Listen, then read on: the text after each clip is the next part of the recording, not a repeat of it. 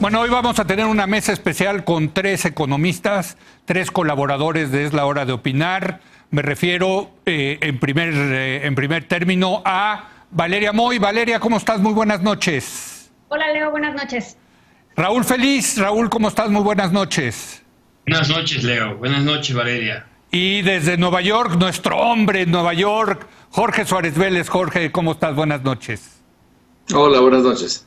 Déjame empezar contigo, Jorge, entender la profundidad de esta crisis que se avecina. Lo que he leído es que hay un consenso donde todo el mundo dice va a ser peor que la de 2008-2009, que fue la última que se vivió a nivel global, pero hay quienes dicen puede ser la peor de los últimos 100 años o desde la Gran Depresión de los años 30. Mira, pongamos las cosas en perspectiva, Leo. Cuando hablamos de la crisis de 2008, donde hubo una pérdida sustancial de empleos, por ejemplo, en Estados Unidos, entre 2008 y 2010 se perdieron 8.8 millones de empleos.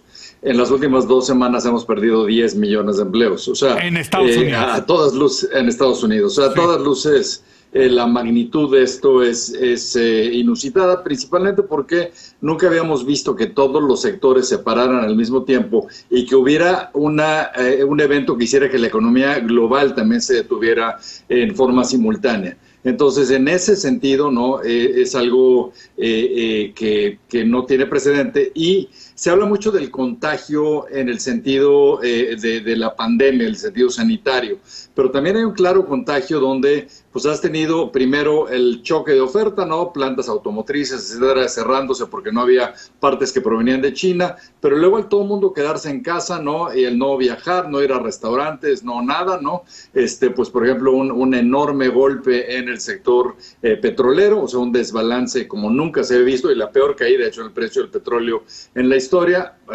profundizada por la crisis entre Arabia Saudita y Rusia, posteriormente una crisis importante en muchos servicios. Por ponerte otra cifra interesante, se estima que en la ciudad de Nueva York, donde estoy, en el mes de abril, 40% de quienes rentamos departamentos no van a pagar la renta. Yo sí la pagué, que conste, pero 40% no la van a pagar, y una enorme cantidad de comercios tampoco están pagando. Nordstrom anunció hoy que no va a pagar en ninguna de las tiendas que tiene Estados Unidos la renta, el Cheesecake Factory, lo mismo. Es decir, o sea, esto trasciende también a gobiernos municipales y estatales que dependen en mucho de prediales de este tipo de centros comerciales que son los que los mantienen.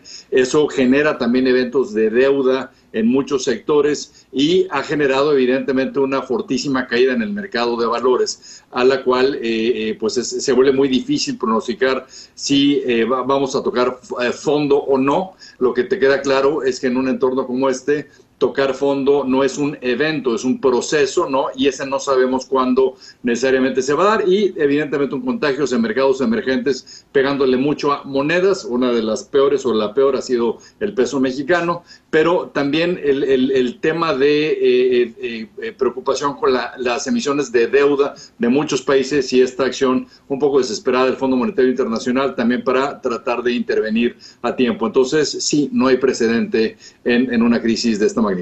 No hay precedente, Valeria. Tú, bueno, ya lo hemos platicado contigo, pero no quiero ser reiterativo, pero sí, cada vez que hablo con ustedes me deprimo más, Valeria, qué barbaridad.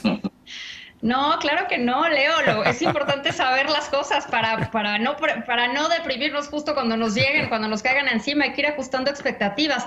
Mira, yo creo que estamos ante una crisis que va a ser distinta. Evidentemente, cada crisis es distinta por naturaleza. La crisis del 94, que quizás es una que tenemos como muy cercana a México, porque además se sintió hecha en casa y se sintió de forma muy profunda a lo largo de muchos sectores de la población, tuvo sus características y vino acompañada, a diferencia de otras, de un incremento muy importante en la inflación. Entonces, la pérdida de poder adquisitivo que se dio, aunada a la caída en la producción, que fue de alrededor de 6.3% del PIB, nada más en 1995, esa combinación, para que tengamos una idea de la magnitud, llevó a la pobreza a 16 millones de mexicanos, más de los que ya existían. O sea, la adición de personas a la pobreza en un año nada nada más, fueron 16 millones de personas, con esta combinación de una disminución en la producción de 6.3%, más un incremento sustancial en la inflación. Lo que pasó después en la crisis de 2008-2009, pues evidentemente fue distinto. De entrada fue una crisis gestada en otra parte del mundo y eso hace que el impacto en México se haya sentido diferente, aunque la disminución en el PIB fue también importante de 5.3%, pero en ese momento no hubo un incremento inflacionario y eso cambia las perspectivas y cambia la forma en la que lo sientes, porque esta pérdida de poder adquisitivo no se vivió tanto. Lo que estamos viendo ahora con los pronósticos que tenemos, JP Morgan trae menos 7%, Bank of America menos 8%. Para México. Ya están, para México, sí. Para México. Ya están rebasando cualquiera de estos dos escenarios que tenemos más cercanos.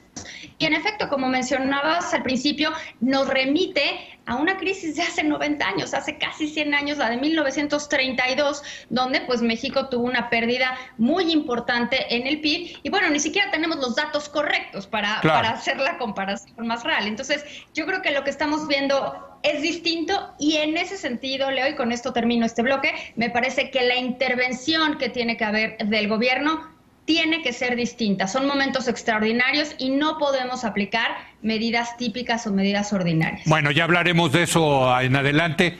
Raúl, ¿tú quieres agregar algo a este tan optimista escenario que nos presentan Valeria y Jorge?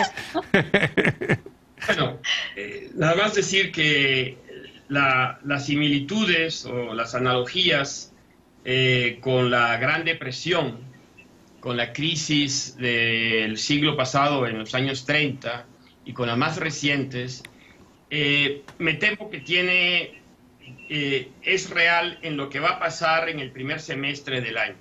Es decir, los niveles de caída del Producto Interno Bruto, aumento de desempleo que vamos a ver en el caso de Estados Unidos, se habla de caídas a tasa anual del Producto Interno Bruto de cerca de 30%.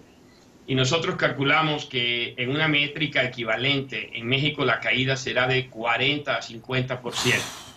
A ver, explica esto en tasas anualizadas, porque eso es importante. O sea, anualizados son caídas de cerca de 8% en Estados Unidos y de 10-12% en el caso de México. No, bueno.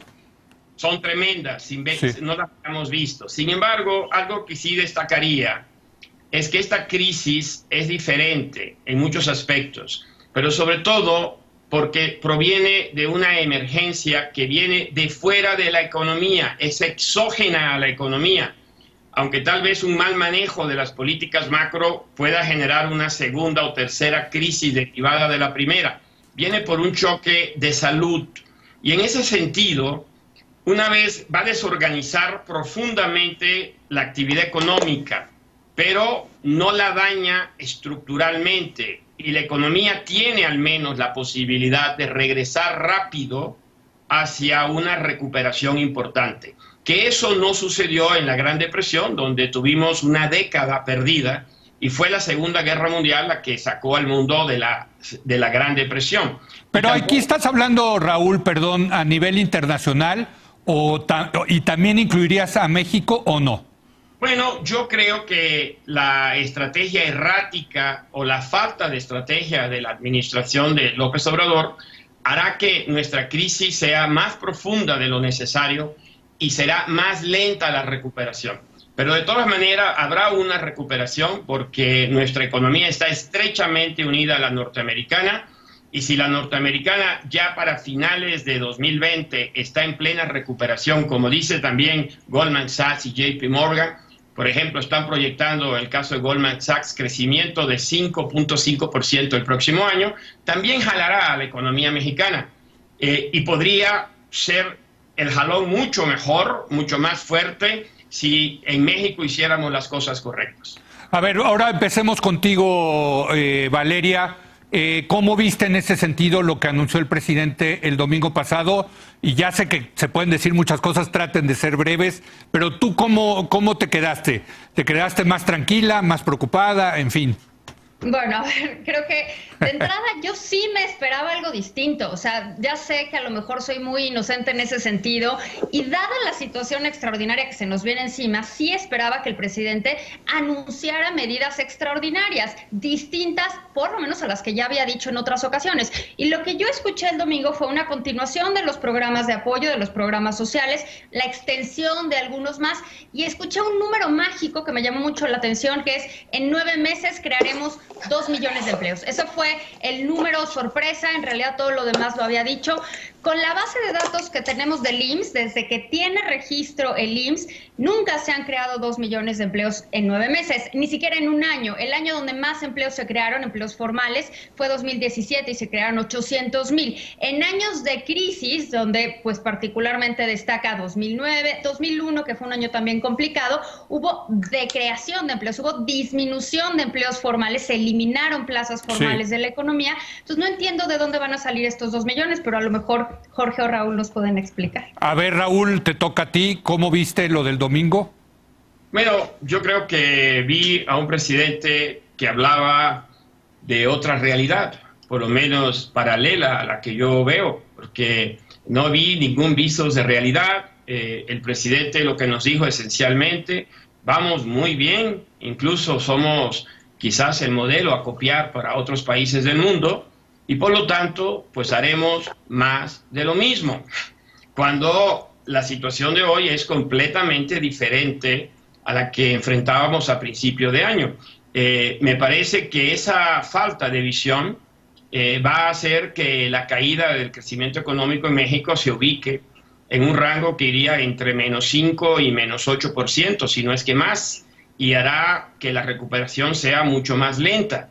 El presidente francamente no entiende lo que se necesita, se niega a hacer lo mínimo que vemos en todas partes del mundo, que es que mientras se mantenga la emergencia de mantenerse uno en casa, es necesario que el gobierno provee o reemplace una parte del ingreso que los trabajadores del sector formal y del sector informal no van a tener, y posteriormente enfocar los proyectos de inversión del sector público y los impulsados por el sector público en el sector privado hacia aquellos que pueden jalar la demanda de forma rápida y generar los empleos que inevitablemente se van a perder. Y agregaría algo a lo que dijo Varela.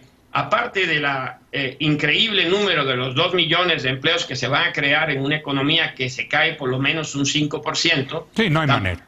Tampoco se va a caer la recaudación según los criterios de política económica y social. Exacto. Lo cual no tiene ningún sentido, porque claramente la recaudación es una proporción del Producto Interno Bruto. Hijo, Jorge, tú lo viste allá desde Nueva York, sé que lo estuviste siguiendo porque vi que estabas tuiteando. ¿Cómo viste el discurso del domingo? Me pareció lamentable y paupérrimo, históricamente malo. Creo que el gran reto que enfrenta México es cómo hacer que las empresas no quiebren, que los pequeños negocios no cierren de forma permanente, de tal forma que el escenario al que hacía alusión Raúl, donde si la economía de Estados Unidos se empieza a recuperar el año que entra, nos pueda jalar, pues tengamos con qué emplear gente. Si no tenemos con qué emplearla, nos vamos a quedar en lo que le dirían una caída en forma de L, ¿no? O sea, te caes, pero después te quedas flat y no tienes realmente recuperación. Haciendo eco también de lo que decía Valeria, que esperaba algo nuevo que se anunciara. Bank of America sacó un reporte donde decía: el nuevo plan de López Obrador es el viejo plan. O sea, no hay absolutamente nada nuevo. Y algo que tenemos que comprender, Leo, es que nos pegó esta crisis en términos de lo natural, digamos, Estados Unidos cayendo, que siempre nos pega en términos de manufacturas, donde plantas cerraron, como decíamos, por un choque en la oferta, por falta de partes en las cadenas de abasto. Nos pega en términos de turismo justo cuando venía el Spring Break, que es un momento importante de ingreso. Nos pega en términos de remesas. Los mexicanos indocumentados están muriéndose de hambre, literalmente, porque no son sujetos a ningún programa de rescate. Y nos pega durísimo en términos de petróleo, porque pues la mezcla mexicana ha subido un poco, pero la semana pasada estaba a 20% de cómo estaba en el presupuesto. Y el que el presidente diga que va a meterle dinero a una refinería, cuando el día de hoy no existe refinería en el mundo que esté ganando dinero, ni siquiera las que se manejan bien, evidentemente las de Pemex van a perder hasta la camisa. O sea, Pemex perdió operativamente 18,000 millones de dólares el año pasado. O sea, ¿cuántos va a perder este año? O sea, es absurdo. Creo que es la única petrolera en el mundo que no ha hecho un solo recorte, que no ha hecho un solo ajuste administrativo ante la peor caída en el precio del petróleo que ha habido en la historia. Ahora, entonces, sí. No, adelante, Jorge. No, lo único que diría rápidamente es, estoy un poco menos optimista que Raúl en términos de este rebote de la economía de Estados Unidos. Yo creo que la economía de Estados Unidos va a enfrentar también retos importantes. ¿Cómo carambas le encuentras trabajo a 10 millones de personas que van a perder el empleo? Hay muchos sectores que ya estaban tocados desde antes. Esto, después de tasas de interés tan bajas, después de la crisis de 2008 a 2010, los niveles de deuda en la economía mundial son muy altos. De 90 millones de dólares de PIB, hay como 260 millones de deuda. Particularmente Estados Unidos y China están muy endeudados. Va a haber muchos eventos de crédito. Pero por lo que entiendo, Jorge, la Reserva Federal por primera vez va a comprar bonos corporativos, precisamente para darle liquidez a ese mercado, ¿no? Para que tengas una idea, Leo, de lo que se dice el balance de la Reserva Federal, es decir, la emisión de base monetaria. Antes de la crisis de 2008 debe haber andado por ahí de los 870,000 millones de dólares. Llegó a más o menos 4.7 en todo el proceso de estímulo monetario. Billones. Y luego se contrajo como a 3.5, una cosa así. Ahorita ya va en 7, no, en 6 y cacho. Billones, entonces, billones de dólares. Sí, o sea, millones de dólares, billones en español. Entonces, sí, el estímulo es colosal, pero hay mucho daño también que es un poco más estructural. O sea, por ejemplo, el sector de retail, el sector comercial, estaba muy afectado por la amazonización, digamos, de los canales comerciales. Sí. Ahora con esto está verdaderamente en una crisis profunda. Y como eso, hay muchos otros sectores afectados. Y repito, o sea, si tú ves cómo está el empleo en empresas grandes, medianas y pequeñas, aunque se recupere todo el empleo en las grandes y medianas, si las pequeñas mantienen niveles de desempleo que serían esperables, sigues teniendo 10 millones de desempleados en la recuperación. Eso va a ser un problema serio que va a ser difícil que esta economía se pueda quitar de encima. Déjenme les hago una pregunta rápida antes de irnos a la pausa. Si nos está escuchando alguien del gobierno López Obradorista, va a decir, pues claro, son 3 tecnócratas neoliberales que creían en el modelo pasado, van a decirnos las mismas recetas. Nosotros estamos haciendo las cosas diferentes del pasado. Raúl, ¿tú qué contestarías?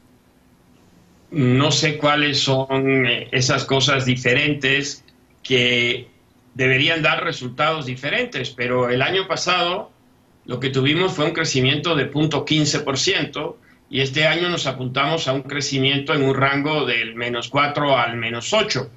Tiene una relación con el sector privado totalmente dañada, de forma innecesaria, y no se ve que este gobierno pues esté haciendo lo que a veces el presidente le gusta decir: no hay crecimiento, pero hay desarrollo. Con la caída de la actividad económica que vamos a observar, hay que reconocer que no todo se debe a esta administración, ni siquiera lo principal, pero el número de pobres va a aumentar de forma considerable. Como decía Valeria, a pesar de los programas sociales, los indicadores socioeconómicos de México se van a deteriorar de forma considerable.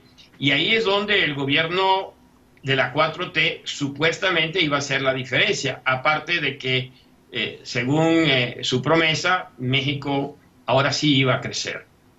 ¿Tú qué dirías, Jorge, que diciendo que hay nuevas recetas, que lo que pasa es que ustedes, los economistas neoliberales, nada más están viendo y quieren las recetas del pasado, Jorge?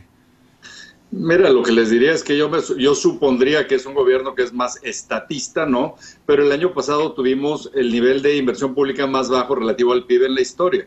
La única forma que México recuperara crecimiento sería con inversión privada, nacional y o extranjera, y lo que han hecho básicamente es matar toda posibilidad de eso al básicamente pisotear el Estado de Derecho, hacer consultas arbitrarias, etcétera. Y si no rectifican en este tipo de actitud, no hay forma de que México crezca, porque simplemente nos vamos a quedar sin inversión.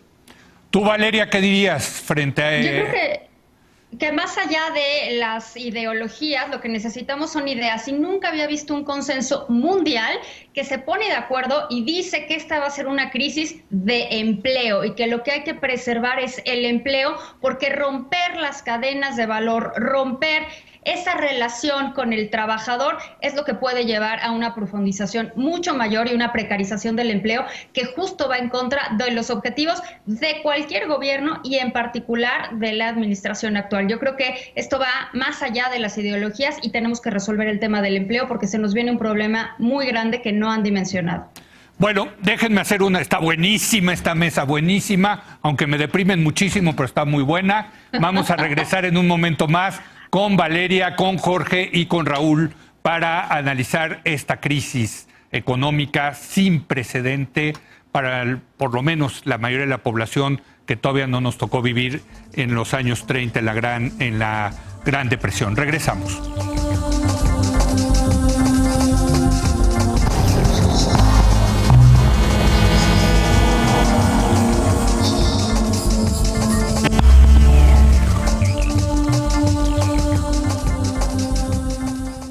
Buenísima esta mesa que estamos teniendo con Valeria Moy, Raúl Feliz y Jorge Suárez Vélez para ver el tema de la crisis económica. Yo creo que ya le podemos llamar crisis económica. Y una de los consensos que hay es que los gobiernos se tienen que endeudar en estas crisis para precisamente proteger el empleo, que era lo que decían ustedes. Hoy leía un artículo muy bueno de Santiago Levy en Nexos que habla al respecto y dice: pero sí, en México, a diferencia de los otros países, hay que tener mucho cuidado con el tema de la deuda, porque tampoco se puede endeudar mucho el gobierno.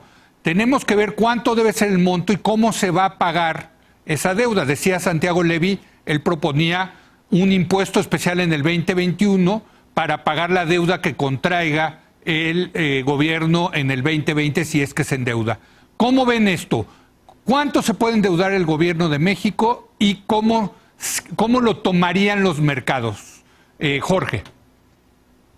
Mira, yo creo que hay una parte que está volviendo cada vez más delicada, que es el tema de la calificación crediticia de México.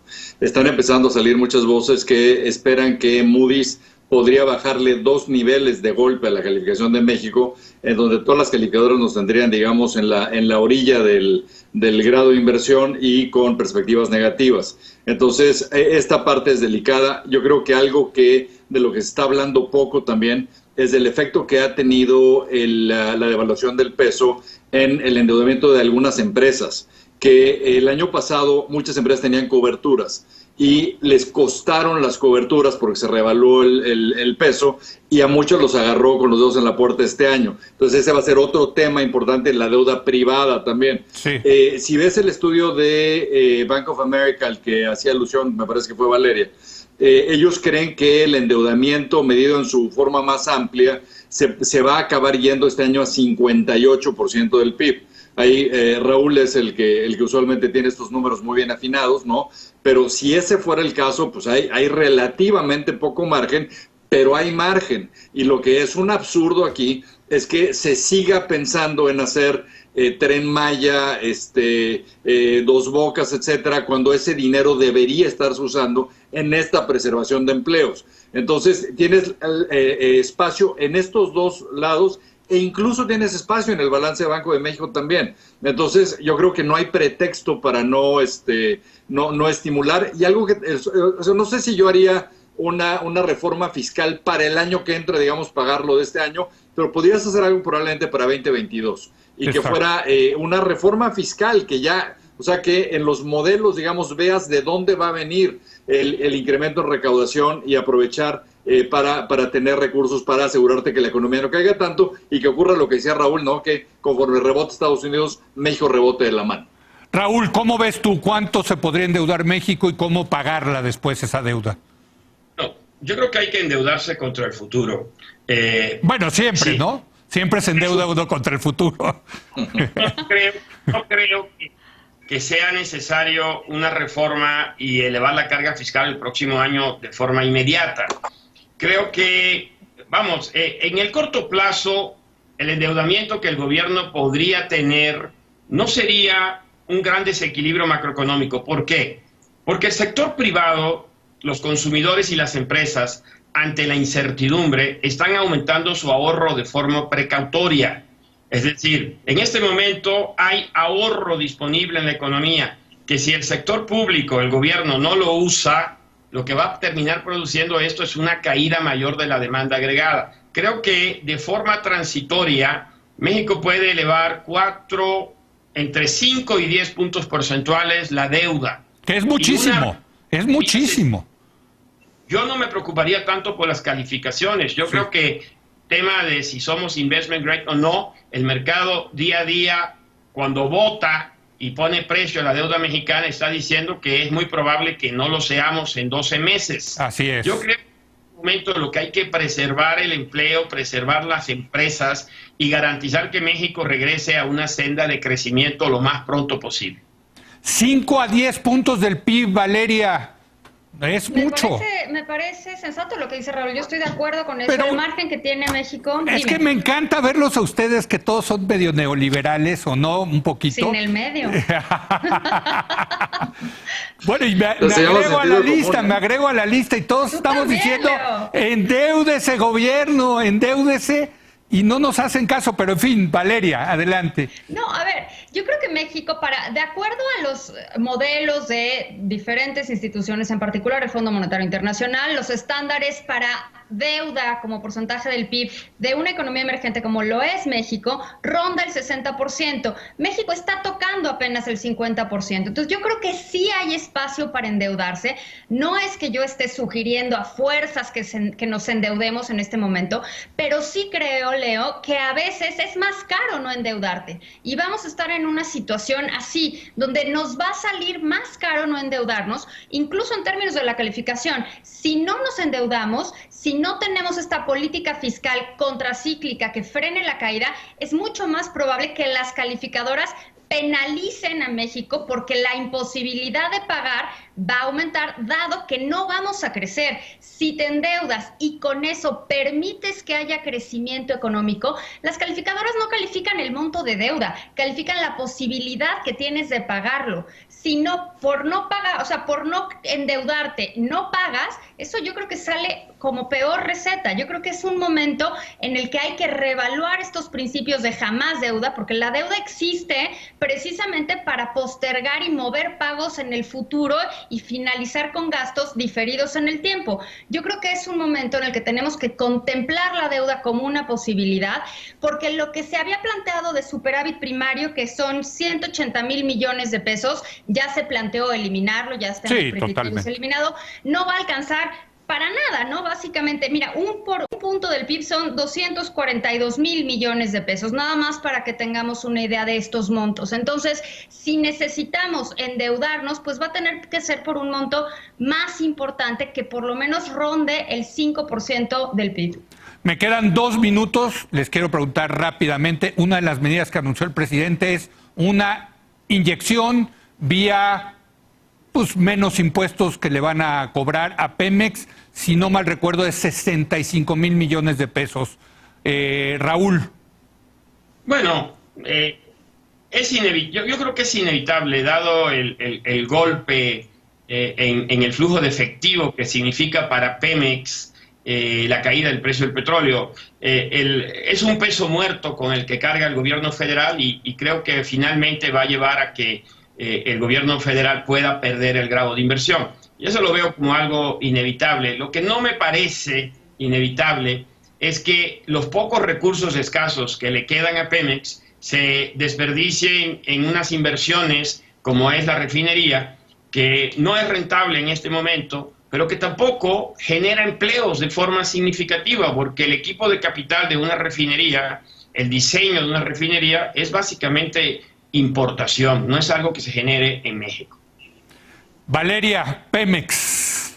Yo sinceramente no le veo demasiado sentido en echarle dinero bueno al malo, y menos en un momento tan complicado como el que estamos teniendo. Y evidentemente coincido con Raúl en que parte de esos recursos, recordemos que están mezclando Pemex y la refinería y la construcción, y no queda claro de dónde salen los recursos ni para apoyar qué proyecto. A mí me parece que en efecto Pemex es un peso muerto, y que tendrían que pensar, no creo que lo hagan, pero esto es lo que me gustaría que sucediera, en un plan de negocios en serio, que contemplara otro tipo de inversión energética, pero de nuevo, Leo, yo creo que aquí sí es como mi carta a Santa Claus, porque me queda clarísimo que el presidente tiene una obsesión por los hidrocarburos, una obsesión por el petróleo y una obsesión por Dos Bocas, que no va a haber nadie que lo haga recapacitar. Jorge, Pemex, qué barbaridad. Mira, o sea, me parece verdaderamente ridículo meterle dinero, un poco como decía Valeria, o sea, es meterle dinero bueno al malo, pero aparte en el peor momento del mercado energético en la historia. Y lo único que, perdón por desviarme un instante, pero lo único que yo le recordaría a mis dos compañeros, que estamos todos de acuerdo que México se debía endeudar y hacer una medida contracíclica, es que creo que el peor escenario posible sería que México se endeude y que este gobierno utilice esos recursos como ha utilizado los recursos en estos 2 años. Es decir, todos los imaginamos endeudándose para hacer programas para fortalecer el empleo, para proteger a pequeños negocios, para aliviar la liquidez de las empresas. Yo creo que si se endeudaran, eso es lo último que harían. Acabarían haciendo puras tonterías como meterle dinero al Tren Maya, a Dos Bocas, a programas clientelares, y esa es una de las grandes broncas que hay. Este gobierno no tiene idea de cómo hacer un programa económico sensato. Oigan, pues es un placer tenerlos, escucharlos, a pesar de que las noticias no son buenas, pero de verdad creo que nos han ayudado mucho a entender lo que está pasando. Muchas gracias, Valeria. Gracias, buenas noches. Gracias, Raúl. Noche. Y desde Nueva York, nuestro hombre en Nueva York, Jorge Suárez Vélez, cuídate, que está dura la pandemia por allá.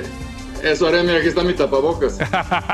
Gracias a los tres. Saludos. Gracias a usted por habernos acompañado. Yo lo espero mañana en punto de las 10 de la noche, cuando otra vez sea la hora de opinar.